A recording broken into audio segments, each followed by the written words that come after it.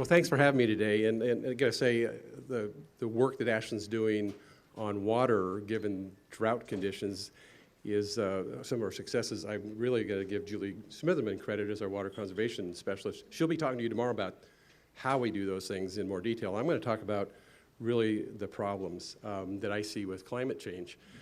And so first of all, from my standpoint, there's no doubt about climate change. Let's get that on the table here. I attended a climate change conference about 5 years ago, and when you look at the data, it's pretty tough to ignore it. So given that, when we did our Water Master Plan update in 2012, we actually included a climate change impact section. And part of the issues I'll talk about today is I don't know if we went far enough in terms of anticipating the impacts of climate change for Ashland.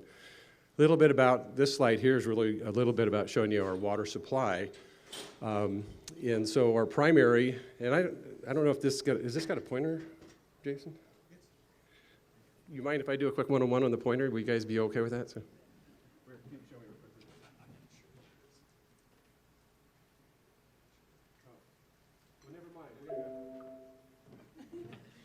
I have no idea what I just did. So anyway, if you can this is just a quick resource, what we have. Oh, thanks, Eric. So we have our primary water source, which is Reeder Reservoir. If you haven't been up to Reeder Reservoir, it's what a beautiful gem we have in our community. But that's our primary source. So when we have snowpack, you know, and that's 60 inches or better, that provides all the water Ashland needs, up to 7 million gallons a day. So if there's snow, and we saw some photos earlier today, it was awesome, but snow on the mountain. So haven't seen that in a while, so thanks. I think, Ryan, you shared that, so thanks for showing us what it used to be. But when that doesn't meet those needs, and I want to talk about our Water Master Plan, actually anticipated drought conditions when we were at 40 inches of snow and below. Well, last 2 years, and that's measured as of May 1st, so we start anticipating how much flows we'll get in the East and West Fork. Even though I think some of the slides I saw earlier showed that we had snow past May 1st, when we analyzed the May 1st snowpack in 2014 and 2015, there was no snow. No measurable snow at all at the sites as we looked at our future water supply. And it caused us to look at, the primary question, I think, as Eric said for me, is how can I make sure I get sufficient water supply to our community? And I have to admit, and that was early February, it was pretty obvious that was going to be a tough challenge in 2014. So one of the things that we do add in drought years is we have the Talent Irrigation District water that we bring into our system from Howard Prairie and Hyatt Lake, and no, it does not go through Immigrant Lake. Anybody think that it did? There's so many people we talk, yeah, it does not. Our TID water that we're using for drinking water bypasses Immigrant Lake. We actually drop before it gets to Immigrant Lake and bring it into town. Can you hit the next slide? So the other additional thing that we added in anticipation for drought impact is we actually hooked into Medford's water supply in 2014, or the Talent Ashland Phoenix line. So that provides another 2.13 million gallons of water a day. So we have a plan, we have a couple things. The other thing that we do is we have an aggressive water conservation plan, which I think is more important. I'll talk a bit more about that, and I think Julie will get into more details about that as we move forward here. So that's framing the water supply side of it. So when I was thinking about the issues or concerns I have as the Public Works Director for Ashland, there's many as you talk about water supply, but if really to sum them up, did our 2012 Water Master Plan estimate climate change impacts correctly? Because remember, the definition that I shared with you a minute ago was 40 inches of snow, and we faced 0 inches of snow. Dramatic departure from what we thought was going to happen. Are they worse? We've had 2 years of severe drought. Is that the new norm? I didn't hear all the experts say it wasn't, but as the Public Works Director, I can't afford to assume that it's not. And so we need to think about that from that perspective. The other thing that I worry about is, can I supply the community with sufficient water? Is there going to always be supply? And then water quality, I think some of the other folks talked about that. As you see warmer weather, lower levels in the reservoirs, you start worrying about the water quality. And I'll talk a bit more of those as we go forward here. So this is the climate change model that we used. And I think Eric said this really well earlier. Basically, it says less snowpack, more rain. And we'll see the rain come a month, we'll see that slope off a month earlier. And so I'll just give you the numbers I have for the east. So when we're looking just at Mount Ashland and the water supply that comes through the east and west fork of Ashland Creek, and they come into our Reeder Reservoir, The flows in 2012 were 20 million gallons a day. This is in April, so this would assume I'm still going to have a lot of water, at least in April, as I look at this model. So 2012, I had 20 million gallons. In 2013, I had 20 million gallons a day. That's the average over the month. And in 2014, I had 7.6 in April. That was alarming to us, and thank you for that reaction, because I lost a lot of sleep immediately early on. And so we started talking about what to do. This is, from a water supply standpoint, it was a crisis for me, and our community. And I got to say, our community rallied really well and voluntarily conserved water and met those needs. And Julie will get more detail about that tomorrow, but I'll talk a little bit more about that as we go forward as well. So let's talk about so that gets to the core issue of, was that right? And here's where we're going. Here's where our community's going with I'm going to back up to I wasn't quite done with the last slide. What about whether or not the current climate change theory is correct? And we're going to actually, the council has authorized us to go ahead and update our water master plan. Kate Jackson, where are you? I'll be calling you to join the AWAC team again. She helped us with the last go around. But we're going to work on this again, and we're going to take a different look at that. We have 2 years experience with drought and handling drought.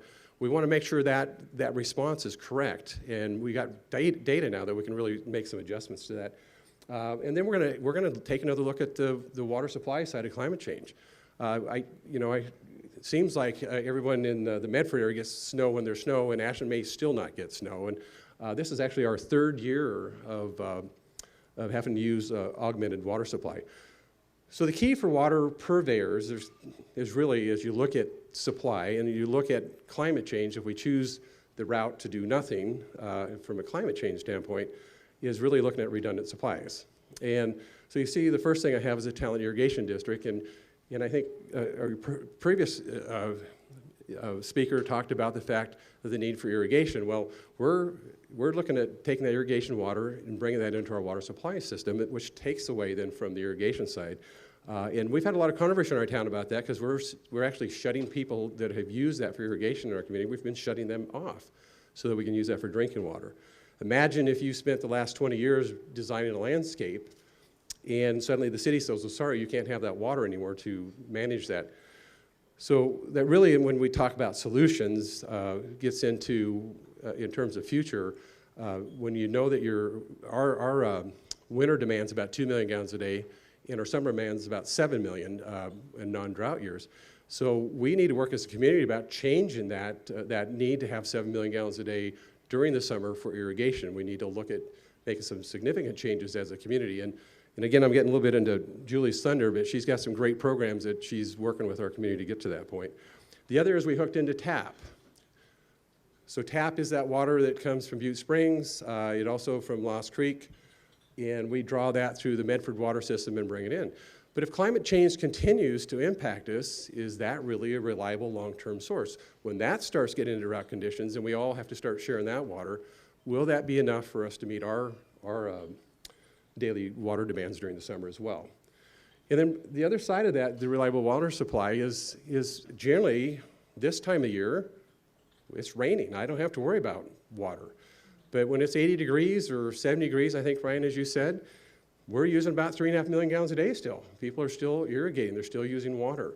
And so from a purveyor perspective, I need to make sure I have sufficient water to get to that level.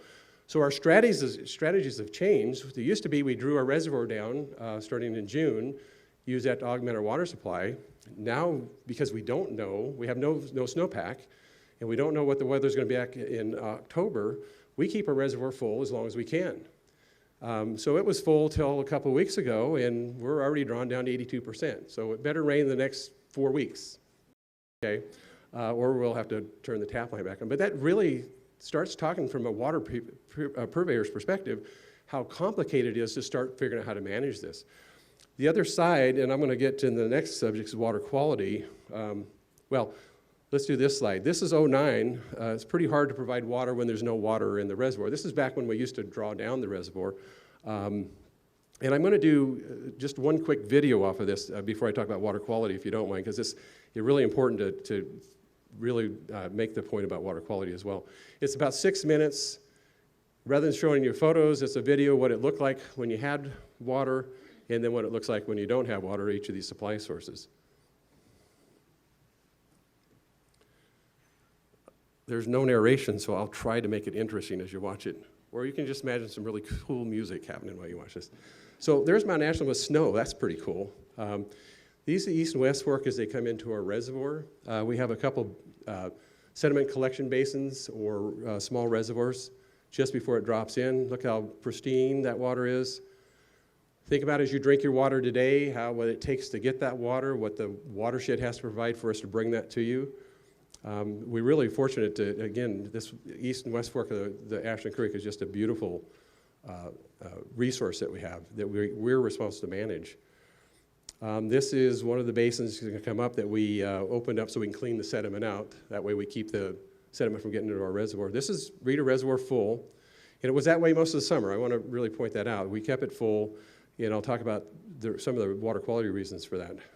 And I think there's actually water running over the top of that. Again, those were the good old days when we had plenty of water coming down. So this will move into, this is going across our dam. So if you haven't been there, this is a great treat. I hope this is interesting for you. I love going up there and just walk across this dam and look at this gym that we have up here any chance I get. And this is the main pipe that brings water down to our water plant. Now we're moving out now. I mentioned Howard Prairie in Hyatt Lake, so this is one of the two lakes. I don't remember which lake that they've gone to. This is our other alternate supply of water. And so you see again when there's plenty of water, and again there's Mount McLaughlin with snow. Great, so this is the good part. We're going to start moving to what we're seeing in April. Here's how we deliver our TID water. We actually pump it up to the water plant from the Terrace Street pump station. And we don't pump it into the reservoir. I want to make that really clear. It does not go into the reservoir. We blend it just at the treatment plant with the Ashland Creek water. Here, this is our pump station. And sorry, there's some of the things I just left in, but I want to get to the key issue of how things look when we don't see the water in our reservoirs. And that's, I promise, coming up shortly. So here's April. Again, April, remember I showed you that model of sufficient water. We should see this full. There's the docks in April. So this is our supplement water supply. So as a purveyor, I'm now worried, not just from a quantity of water, but from a quality of water standpoint. And this is 2014. We didn't bother to go out in 2015 again because we knew there was no water. But now here's Mount Ashland in April 19th. Remember, I'm supposed to have more rain, more snow in April.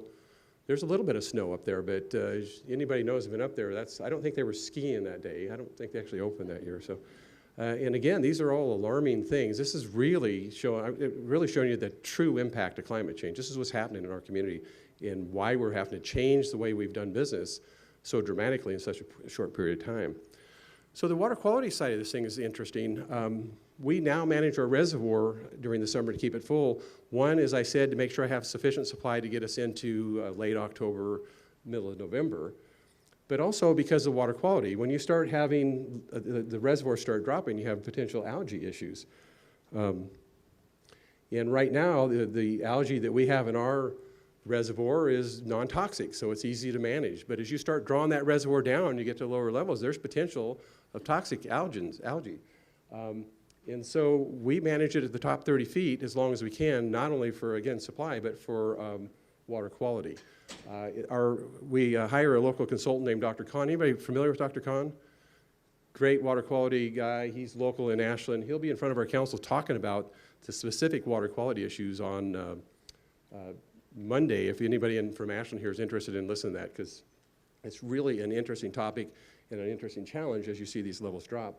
So we also monitor the TID waters that come in to make sure we're not seeing spikes in the algae or problems with that water quality. We're continually worried about that side. Again, the warmer it is, the more serious that potentially is for us.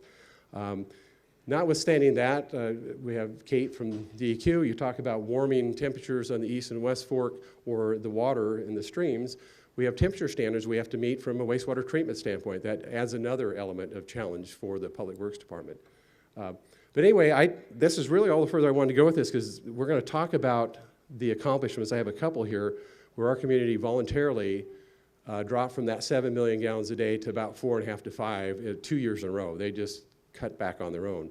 We never had to go into mandatory curtailment, and that's huge. As I share that across the state, with my counterparts, they're really surprised and pleased to see that that's possible. So kudos to Ashland for doing that. And I think all the work that Julie does in getting the word out is actually had that same impact in the Medford area. I think we've heard reports that the water usage is down across the board. So again, good work that Julie's doing out there. And then this increased water conservation awareness.